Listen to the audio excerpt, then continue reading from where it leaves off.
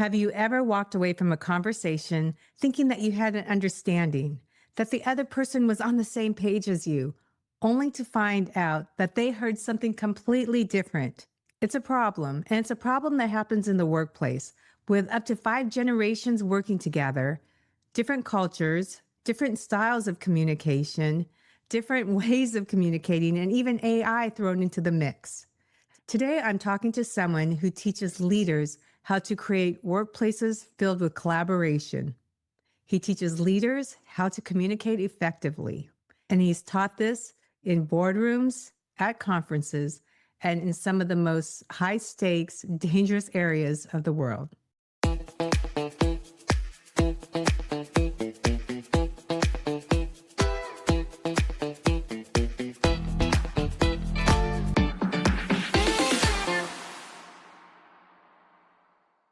Welcome back to Flip the Box. I'm Shari, Leid, your host. This is where we challenge those assumptions that we have that can leave us disconnected, and we discover how changing our thoughts can transform the way we lead and connect. One misunderstanding that many leaders have that can have consequences is to believe that just because we've said something, it's understood. That's not necessarily the case. But communication is more than just speaking. It's listening and understanding what's behind the words. Today, my guest has spent decades helping leaders learn how to communicate in situations where a misunderstanding doesn't simply create tension, it can have enormous consequences. We'll explore why communication breaks down between generations, between cultures, between people in the same room, and discover a simple, easy-to-use, repeatable technique that will help foster understanding, collaboration, and leadership growth. I'm so excited to introduce my guest today, Chris Kolenda. I have his bio here that I'm going to read. I'm going to put on my glasses too so I don't miss anything. So here we go. Chris Kolenda works with leaders who want to end dependency and build teams-powered momentum. This allows them to go from feeling trapped in day-to-day management to being liberated to create the future. Chris grew up in Omaha, Nebraska, a skinny and awkward kid, which made him a target for creeps and bullies. Determined to defend himself and others, he went to West Point and graduated near the top of his class. He served in the Army for 24 and a half years, leading an 800 paratrooper task force on a 450-day deployment to Afghanistan. His unit motivated a large enemy force to switch sides and become allies, the only example in the 20-year history of the war. In fact, you can read more about that in Jake Tapper's best-selling book, The Outpost. Chris has been a trusted advisor to cabinet-level secretaries, 4-star generals, NFL coaches, police and fire chiefs, CEOs, and executive directors. He holds a PhD in war studies and has authored 3 books, including Leadership, The Warrior's Art, and the award-winning Zero-Sum Victory, What We're Getting Wrong About War. Chris has appeared on major national news networks and has been featured on the front pages of the Wall Street Journal and the Washington Post. He recently undertook a 1,700-mile bicycle ride to visit the graves of his unit's 6 paratroopers killed in action in Afghanistan. The ride enabled him to establish the Sabre 6 Foundation, working with veterans to turn post-combat stress into growth. It's my honor to welcome retired Army Colonel Chris Kolenda. Hi, Chris. It's good to see you. Shari, thanks so much for having me on. This is an absolute joy. Well, I'm really glad that you agreed to do this because we met through, let's call it a mastermind group that we're both involved in.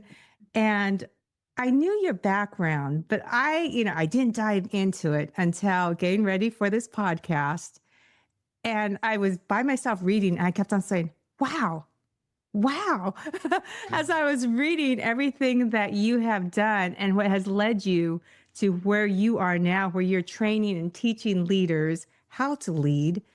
And the purpose of me contacting you is I was looking for somebody who could talk about communication across generations and how, how to best do that. But I think we're going to go beyond that. And the best way to get started, I feel, is if you could share a little bit about your background. And in particular, I would love if you would share what your experience was in Afghanistan. Sure. I appreciate that, Shari. I've been very fortunate and very blessed to have just been surrounded by a lot of great people and throughout my career. And that resulted, or part of that career was leading a group of about 800 paratroopers in a 450-day deployment to Afghanistan in what in the summer of 2007 was one of the most dangerous parts of the country. So we're in the mountains of the Hindu Kush and it's hot and it's steep. When you say it's And hot, what do you mean by hot? I mean, I live in Dallas, so what do you mean by hot? it would get into the low triple digits. So oftentimes it would be in the summertime, it would be mid 90s to low triple digits, over there. And it was, it was a tough place. And of course, you can never like fully prepare for exactly what you're gonna face. And one story that comes to mind, one of my captains, his name was Joey. Mm-hmm. And he was surrounded by this group of angry Afghans. And what was you said you led, you said captain. Can you give me a little bit of the lingo? I mentioned before So we got on here that my mom's family started serving in World War II and they have served every generation. But I personally am not as familiar with the language. And I would love if you could break it down a little bit. So yes, absolutely. At that time, I was a lieutenant colonel and our task force is about 800 people. Mm-hmm. And then my direct reports were captains, and they led companies of about 150 or so each. So Joey was one of those, and he's surrounded by this group of angry Afghans and not knowing whether he was going to leave this meeting dead or alive. Wow.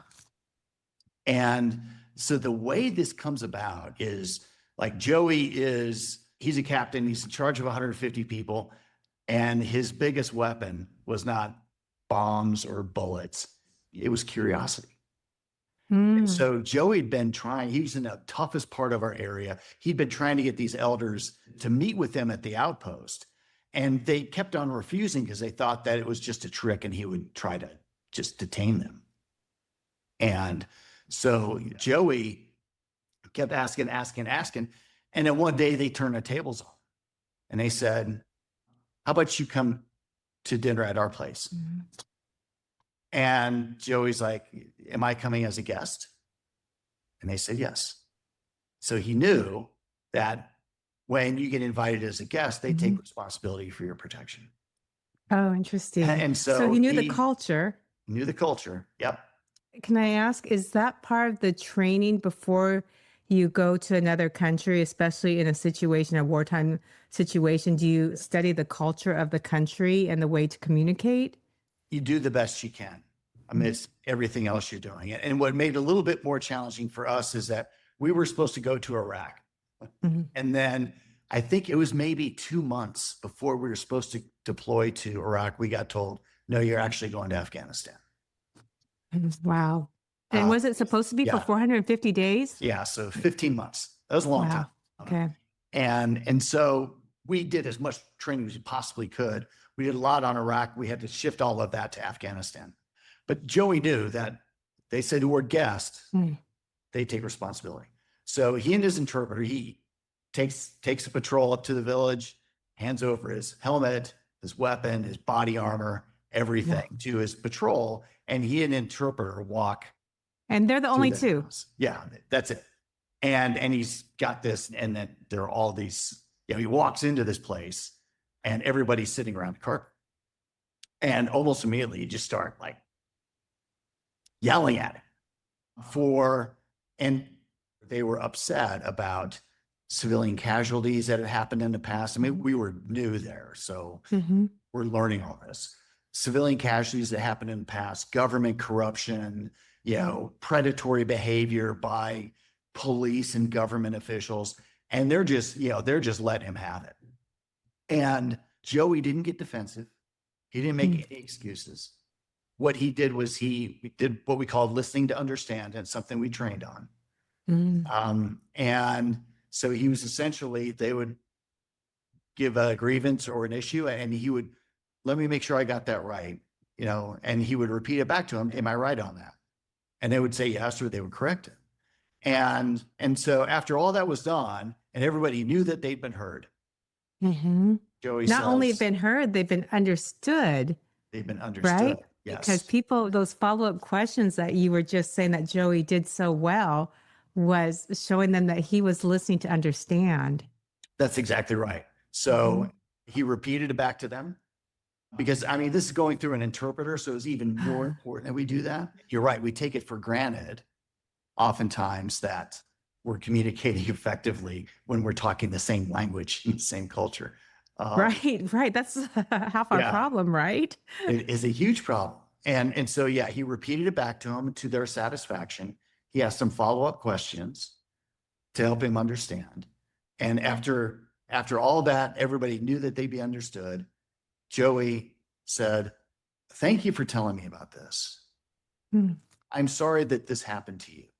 And if this had happened in my neighborhood, I would have reacted the exact same way. I can't change the past. I can't change what happened, but we can decide what the future's going to be."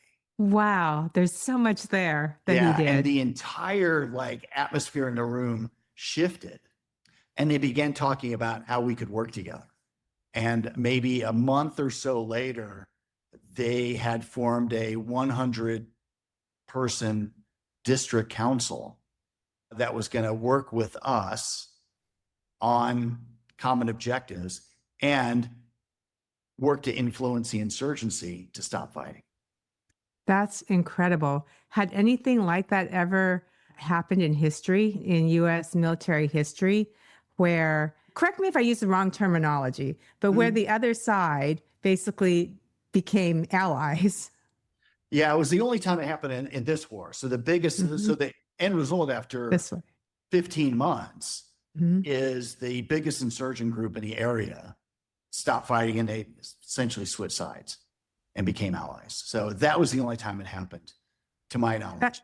That's incredible. And what did, you tell this story with reverence, and did you learn, or your takeaways from that experience, and how has it changed, if at all, the way you lead and communicate? Yeah, it's a lot about, first of all, good communication starts with empathy. You have to genuinely want to understand the other person's point of view. Right.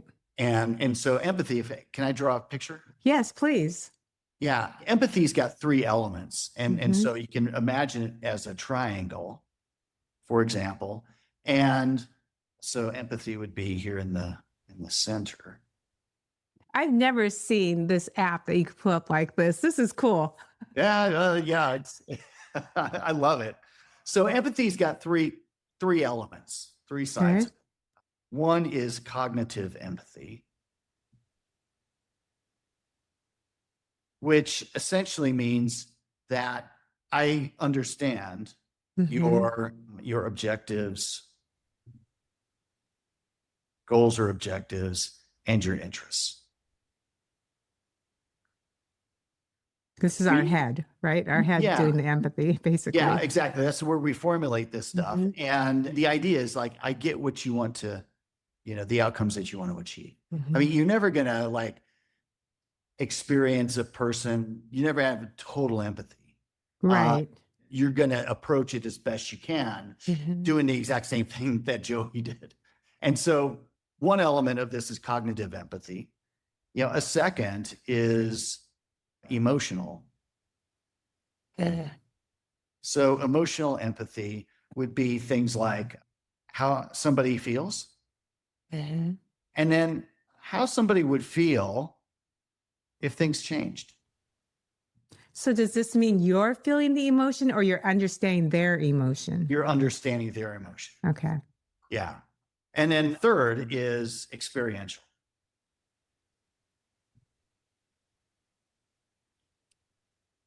And that's essentially understanding their journey, and what they faced. Yeah.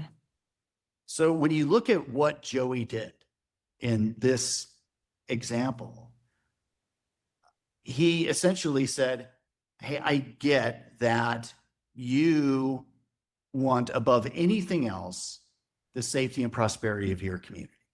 And so that was the cognitive. Yes. And I get that you feel that you've been wronged in the past. And I would be angry just like you were if this happened to me. The emotional. Exactly. And we can't change the past.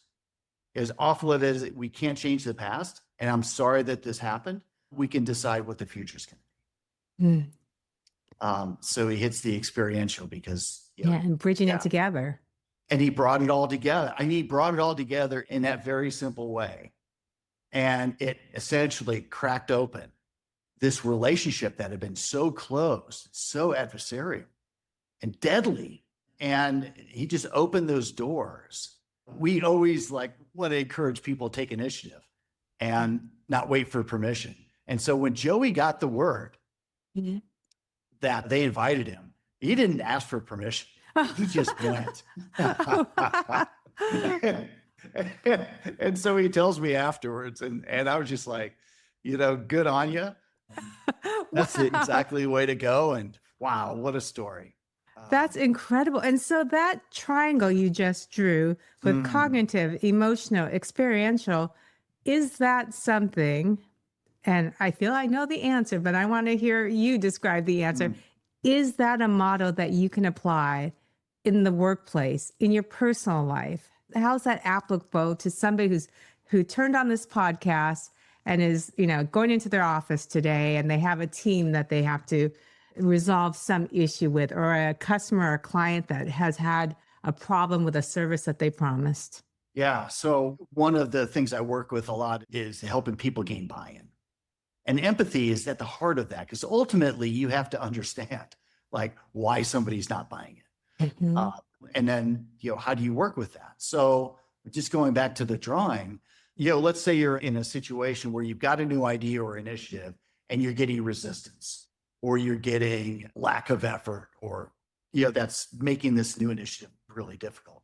Well, I mean, part of breaking through that is first of all, understanding what are their objectives and what are their interests? What would make people who want what's good for the company resist something that's a change? And maybe, as people often find out, that things may look great, make perfect sense at the CEO level, C-suite level. At the middle management level, they see this as they're worse off, for example. And so they think it's going to be very costly. Maybe they lose their job.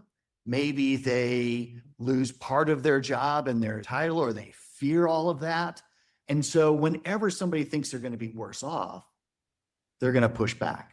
And so understanding where they're coming from on this is going to be vital, because ultimately, if somebody wants to buy in, they have to believe it themselves. You can't lecture somebody into believing it. The emotional empathy, also understanding, the emotions of this, especially if people fear loss or people fear humiliation. And in your experience, is there a place where we typically lose it? It's harder, cognitive, okay, emotional, okay, experimental. Is there an area on the triangle that is usually the most difficult for people, and that's where that communication breaks down? Oftentimes it's the emotional one. Yeah. Because it requires some vulnerability on both sides for people to, somebody say, tell me how this feels. It's not always an easy question to ask or to answer. Yeah. And so tell me how do you teach this? Who do you teach this to? And did I see somewhere that you have a framework or a method that you use? It's a whole body of knowledge. It's called the 3-discipline leadership system. Just trademarked yesterday, officially trademarked by. Congratulations. Congratulations. And this is part of it. And so what the system is, it's all of these different leadership skills that are packed into visual models like this and videos. And so this is how I teach empathy.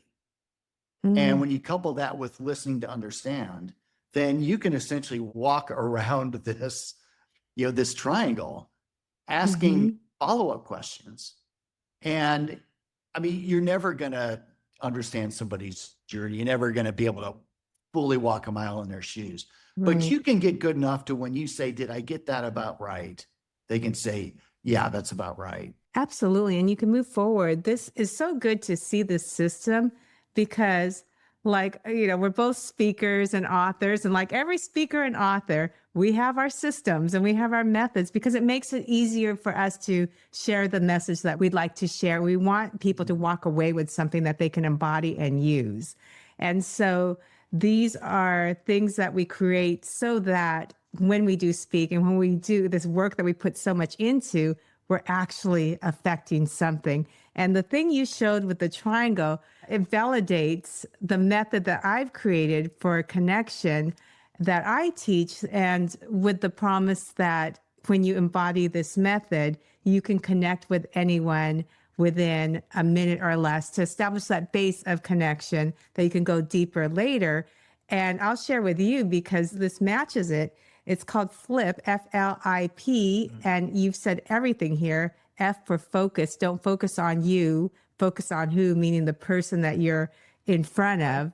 Because so many times leaders will walk into a room or people walk into the room and we think, okay, how am I sounding? What do I look like? Do they accept me? And that's, you're not connecting with the person in front of you. The second is listen. And this is exactly what you hit on.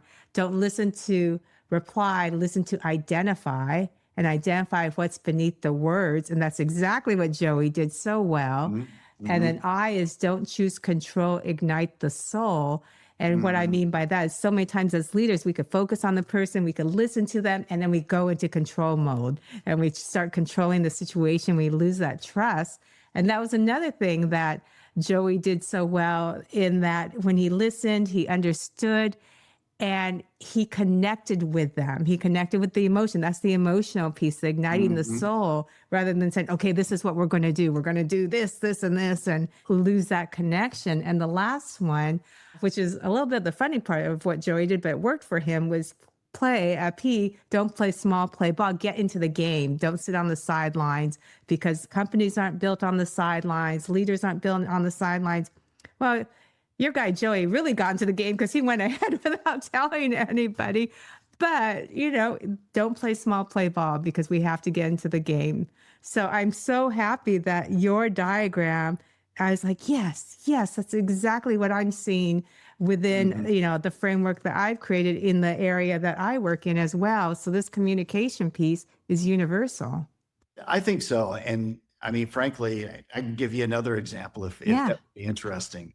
I mean, what you said is so important because so often we do things just out of like instinct or experience, and it's all these intuitive processes. Mhm. And they work great for us. The challenge is you can't teach an intuitive process.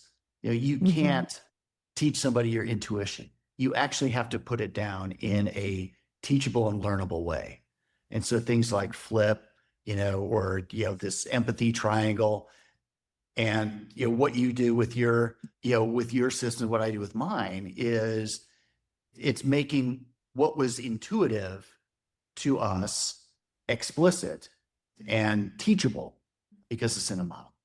So another great example of this is, so at our main outpost, we had an Afghan army unit of about 250 Afghan military. And this is my main outpost, and we'd be getting hit with rocket attacks repeatedly. Wow. I And can't even imagine that experience. oh my goodness. And it was several times a month. And it was dangerous. Some of the guys that got wounded, like one lucky rocket could like hurt or kill a lot of people. And we were doing everything that the Army taught us how to do to deal with this, and nothing was working. Does the training really, I mean, you went to West Point, you're a West Point graduate. Does, it's almost like we're talking about empathy, right? We can never walk in that person's shoes until we've, actually been there. So just out of curiosity, this is probably a side question, but does the training you got, is that anything, do you ever get used to it because of the training, if, for a lack of a better way to ask the Well, question? not anything like that. And, Yeah. I mean, and how do you when, prepare for that? How do you train for that yeah, well, experience? you train for how to deal with it, and that's what you do. And then you just know that you're going to keep trying everything that you can to deal with this threat Hmm. before it's too late. And I mean, I was getting so frustrated. I felt like I was failing because people are counting on me Hmm. to figure this out. And it was so frustrating. And so I circled the wagons, got everybody, the senior leader team together. It's like, hey, we got to figure this out. And everything that we're doing is not working because the rockets are still coming at the same frequency. And we had always had a culture in our unit of like encouraging people to speak up, Mm. psychological safety, psychological confidence, wanting people to speak up to challenge one another's ideas, didn't care if it came from me or from somebody else. And so I looked over at my Afghan army counterpart and I said, hey, Shiraman, what do you think? What would you do in this situation? And he says, Commander, we don't know why these brothers are angry. So I would like to go talk to them. And I was like, well, we've invited them to the outpost and they won't come. And he said, we have a saying in my country. If you can't bring Muhammad to the mountain, bring the mountain to Muhammad. And so, like, if we go on our own and it's just us, Mm-hmm. it won't get scared. And we can find out why they're angry. And now this is a time when they weren't supposed to be doing independent operations. And had I Wow. asked permission, I would have been told no. And then, Yeah. but if I did it anyway, they got in trouble, then my head's on the chopping block. Right. But I was like, this is the approach that we've been talking about. Mm-hmm. And this is the only thing that's probably going to work. So we're like, all right, let's go for it. So he goes and he's gone all day, he comes back. And I was like, what'd you find out? He says, yep, they're the ones shooting rockets at us. Why? And he says, well, years ago, there was a night raid on their village. And this is retaliation. I was like, oh, I can understand that. But we didn't do it. He said, it doesn't matter to them. You're all Americans. Mm-hmm.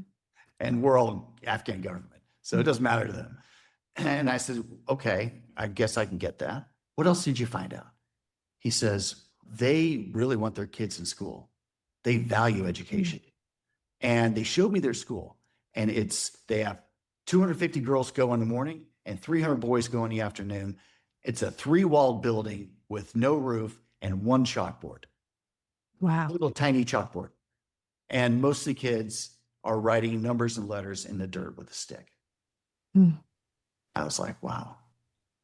And one of our guys says, hey, boss, we've been collecting all these school supplies. Here's an opportunity to go positive and go first. Something was, it's like, you're getting this reflective back to you. Yeah. And I was like, that's a great idea. And then the other part of me says, well, if it doesn't work, then I'm just going to get scolded for rewarding people who are shooting at us. Mm-hmm. And it's like, this is the right thing to do. So we loaded up his trucks with school supplies and he went a few days later to deliver them. And I was just no idea how they were going to respond. And the very next morning, this group of elders from that village makes the, 15-mile walk to the outpost. And risking detention and everything else. So it took a lot of courage. Yeah. And they wanted to meet. And so Sharamad and I, meet him in one of our rooms, and we're shaking everybody's hand, and we get to the head elder. And the head elder looks at me and he hands me a stack of papers. And my first thought is, this is going to be like a list of grievances, and this is going to be one of these really contentious conversations. So I'm kind of bracing myself for this. I said, what is this? And he says, these are thank you notes written by our children using the notebooks and pens that you gave them. And my heart just starts to melt. And he says, there would have been more notes, but most of the kids didn't think their handwriting was good enough for you. That's incredible. I was just like, wow, what a story. And so we spent the day together talking about doing very similar conversation with Joey had. Mm-hmm. And we agreed to work together to build a school in the village. I worked with the charity to do that. That school stands to this day. They have That's defended incredible. it against, militant attacks and all that stuff. And we never got another rocket from them for the rest of the deployment. That's an incredible, incredible story. And it's so poignant. I think, I traveled across the US and I Mhm. shared a meal with a stranger in every state. And these were women with, between the ages of 20s and 60s, different religious beliefs, political beliefs, Mhm. economic levels, education levels. And the thing that was the common thread is that I found that we all want the same things. Mhm. And, we wanted our families to be healthy. We want our Mhm. kids, to be educated, to go to good schools, to be safe. We want roofs over our heads. We want to be financially secure. And understanding just that basic human need that we all wanted and all our goals made me understand differences a lot more in the sense of different Mhm. beliefs a lot more. Like I understood differences. I understood different skin color. I understood different neighborhoods, but I didn't understand differences in the way I did until after that travel, in the sense that when somebody believes something different than me, whether it be religiously, politically, or something of that nature, I used to immediately get defensive, or at least I'd have a gut reaction to it. Yeah. I noticed at some point in my travels that gut reaction went away.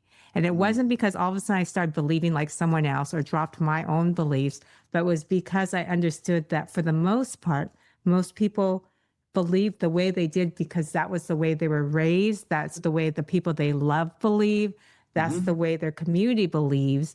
And on one hand, it's also a survival mechanism because you want to believe the way people you love believe, because if you don't, that might mean that you're no longer part of that group and you have to find your own way, or, you're Mhm. not supporting someone you love. So there's so much more than just a statement that goes behind somebody's beliefs. And so it's interesting when you shared that story. I'm just thinking, oh man, we all want our kids to be educated. It doesn't matter what country we're in. We want our kids to have the best possible. We do the best we can. And to have that being the unifying force that allows adults to talk is Yeah. incredible. Yeah. And that was, I admire your courage for going and having those conversations, and what you essentially exercising your empathy muscle. And it's Hmm. like, oh, these, like, other people's threat or beliefs, it's no threat, Hmm. And so one of the things that we found in Afghanistan, you're talking people, different language, half a world away, different beliefs, different backgrounds and experiences. That area it was so poor that people couldn't afford to have trash. I can't even wrap my head around what that means. Yeah. There was no running water, no electricity, no flush toilets, no nothing. And people were essentially subsistence farmers. And in this particular village, school was a big thing for them, as it was for a lot of villages we found out, because exactly what you described, they want their kids to have a good future. Mhm. And so it was like, hey, this is a bridge. This is a bridge that we can use because we want the same thing for our kids. And Right. so, like in any conflict, so many people make the mistake of starting with where you disagree and believing that you have to convince the other person that they're wrong. Hmm. And all you do is dig in their heels. Yeah. Never get anywhere. So start with where you agree. There's so much, even in our polarized society, in a Mhm. multi 5 generation workplace, 85 to 90% of the stuff we probably agree about. So Right. let's start there and build trust and build relationships. And then you can deal with the stuff Mm. where you may disagree. And you'll probably find, based on that, all of that trust and momentum that you built, that you can bridge those differences too in a way that's a win-win for everybody. I love that advice. And when you start with what you agree, you learn somebody's values and you learn what matters to them as Mhm. well, which helps you with your conversation on the things that you disagree when you understand somebody's values and what motivates them. Wow, I could talk to you forever. And what they say now when they talk about war stories, I get why war stories are so interesting because you get to see things that you normally wouldn't see, for better or for worse. So thank you for the window into, it's like pulling back the curtain a little bit and seeing the humanity in the war stories. Yeah. And there are ways like with the empathy triangle, you make them relevant to people that, maybe weren't there, but everybody can get those kind of things. And it goes across to business and to home life. I mean, now, if in my dating life, I might have in my car an empathy triangle and say, hey, let me tell you about this triangle. That'd be a good foundation there. No, I love it. It's a really great thing because it's like, okay, I'm meeting with this person. How do I get to the point where I can understand like where they're coming from? Right. And, their objectives and their feelings and their experiences. And if I can understand those in a way where they can come back and say, yeah, that's about right. Mm-hmm. I mean, we can work with that. We've got a basis to work from. Oh, that's fabulous. How do people get a hold of you and what do you do? How do they work with you? So I work with leaders who want to become the right kind of indispensable. Mm-hmm. So you've got the wrong kind of indispensability, which is you're solving all the problems, you're making all the decisions, you're micromanaging everything, and it just creates dependency. Mm-hmm. But when you become the right kind of indispensable, when you're focused on things like strategy, culture, developing leaders, Mm-hmm. and creating a future prosperity, that's the right kind of indispensability. So I work with leaders to create a safe way to go from dependency to what I call team-powered momentum so that you can create the future. The first leader you described, that creates compliance. The leaders you're creating create collaboration, teams of collaboration. Yeah, 100%. That's exactly right. So that's what I do. And the easiest way to get a hold of me is chris@chriskolenda.com. My website is chriskolenda.com. And I'm on LinkedIn under Chris Kolenda as well. Perfect. And we will have all your contact information in the show notes. Thank you so much. And I look forward to seeing you hopefully in Tampa in a few weeks. Yeah, in about 2 weeks. I appreciate you, Shari. Thank you so much. Okay, you too. Thanks so much. I'm going to go read more about you too, because it's fascinating. You can learn so much about somebody when you're preparing for an interview too, because you can Google. If you're curious, you could read Jake Tapper's book, CNN Jake Tapper, his book, The Outpost. The middle of that is about, you'll read about Joey and other people. That's our time. Oh, I'm going to get it. I'm going to get that. All right. Great. Thank you so much. Have a good rest of the week. Thank you, Shari. Take care. One thing I've learned with my travels across the 50 states, meeting with strangers, and my current work with executives is this. People rarely argue about the facts. What they argue about is the meaning of the facts. Two people can hear the exact same sentence, but because they're applying different meanings to the words, communication fails. So that's why this conversation isn't simply about communication. It's about connection. And when leaders are able to connect, everything changes. Communication isn't measured by what people say. It's measured by what the other person understands. The best leaders don't simply choose bare words. They become students. They become curious. They understand the meaning behind the words. That's connection. Until next time, keep flipping the box, stay curious, and create conversations that change lives. If you like what you hear, please like, subscribe, and share this podcast with a friend. Thank you so much. Take care.